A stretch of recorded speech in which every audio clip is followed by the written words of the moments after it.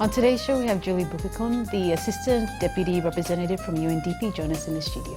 Thanks so much for joining me today. Thank you very much, Diane. My pleasure. So, I've just introduced you, your title, you're the Assistant Deputy Representative. It's the Assistant Resident Representative. Yes, and that's quite high up. You're the third most... That's right. In UNDP in Papua New Guinea, we have our resident coordinator, UN resident coordinator. We have a UNDP deputy, and I'm the assistant resident representative. So I do quite a lot of work, including management of our programs in the country. And you're like the only female? In terms of the structure with UNDP, that's the top national post that a national can hold in the country for the UNDP. Oh, that's fantastic. Yes. I mean, how did you, I'm sure there'd be a lot of young women and women like watching that are wondering, like, how did you get to where you are? Maybe you can share with us a bit about your journey. Sure, and thank you very much for inviting me to share my journey. I think we're at a juncture where we want to talk about women's empowerment and advancement, and I'm happy to come and share my story. So I come from, as you know, I told you earlier, humble beginnings. I was born in the Highlands. My father was a police officer for a number of years, over 20 years, and we traveled quite a bit in the Highlands. I was born in Enga, in the Sopas Hospital, and from then on, after a few years in the Highlands, we moved on to Medang, and I grew up there, and also my parents retired in Medang, and Medang is more or less our home base. But I attended the local schools there, went to high school, and eventually making my way up to study law at the University of Papua New Guinea. And I told you earlier that at the time it was very, very competitive. And when we went in for registration, there was probably about 11 or 10 of us women, and more than 80 men going into our first year to do law in 1998. So then you could already see why we need to help women get into professions like that, which sometimes will be very, very difficult. And you're already breaking glass ceilings at that. That's right. So from then on, interestingly, when I talk to young people, including men, women, young girls, telling them about the importance of self-discipline and motivation. Because when you leave, for example, high school and you enter university, you're on your own. Usually you have teachers in high school and senior high. When you go to university, it's more or less an open place where you need to discipline yourself, how you do your work. Your motivation to complete assignments, do your research and so forth. And law is it can be a very difficult course. It is one of the difficult ones to do.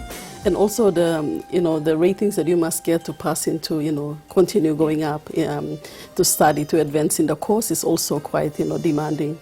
So I went on to finish, and that's when I got honors with my degree, and I was able to secure a Shivling scholarship to do my master's in the UK. Wow. So I went to the Nottingham University, where I did a master's in international commercial law. Wow. So that also was quite interesting, because I left university and immediately that was my first time overseas studying. Wow. In a very new environment, not even Australia, in a place far away, having to deal with the condition there, the weather, the different lifestyle and culture. Was also very interesting. Again, the things that I had in childhood, where I talked about self-discipline, motivation, that helped all the way up to obtaining my master's in the UK. Wow, and then how did you get into the field of the humanitarian, Yeah, so when I got back, of course, my background is in law, and I trained as a lawyer. So I got back, and I was fortunate that during university, I also got an attachment with now ASHAS. Back then it was Black, Dawes and Waldron lawyers. So I got back and started working with them. And during my work with them, I also did some pro bono work, mainly working with women and children in the family court. And that was when I started to realize the kind of social barriers, social issues that were affecting people. And I think I came from a certain background that, yes, there were issues, but I was in a family where I was able to get an education, live in a safe place, have shelter and food, and progress in my education.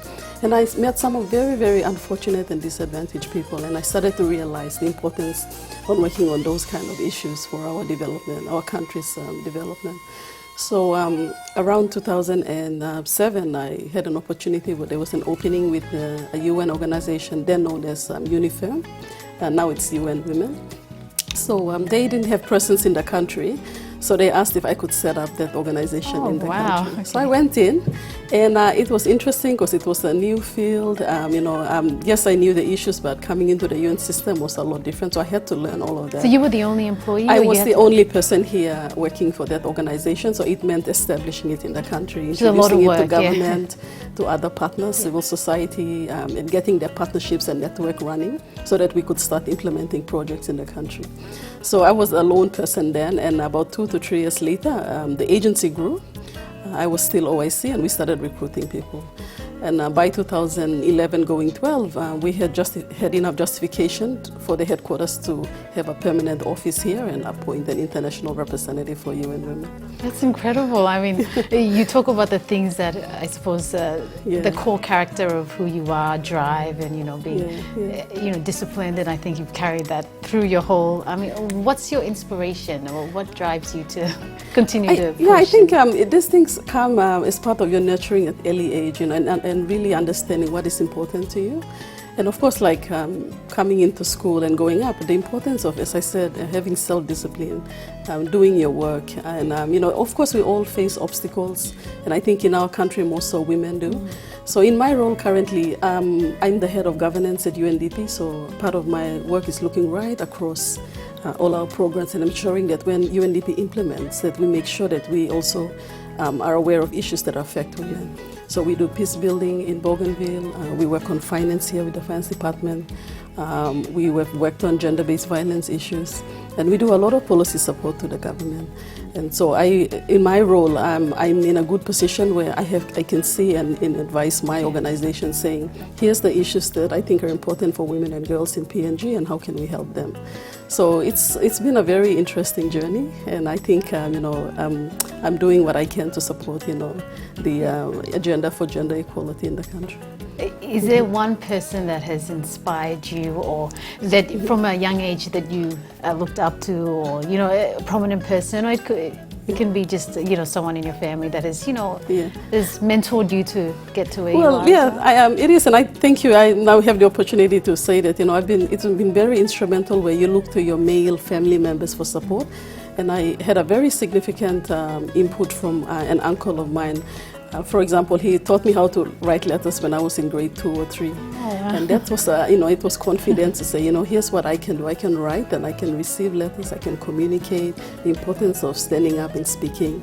So in a society where a lot of times, we know that men dominate, it's very, very important where our male family members give us support. Yeah. And I think in my position now, I also recognize my male family members. Yes, women have always been helpful, but in our society, once you start getting support from your male friends, colleagues, your family, I think that's really helpful, because there are barriers that of course men have influence there, and they can unlock those for you. And that's even more powerful in the gender empowerment space. Exactly, working with men is very important, because sometimes we tend to think it's a women's issue, that's right. But there are men also there and may have contributed or have some influence, and how can you work with them to make things better? And what's your advice for young women, young girls who may be watching, who are like, I want to be like her when I grow up? Or what's your Right. Well, my advice is, you need to believe in yourself, having that personal motivation, believe that you can make a difference, you can contribute, in whatever you do, and being proud of yourself to say, look, this may be very small what I'm doing, but this can go far, it can build me, it can contribute, as time goes on.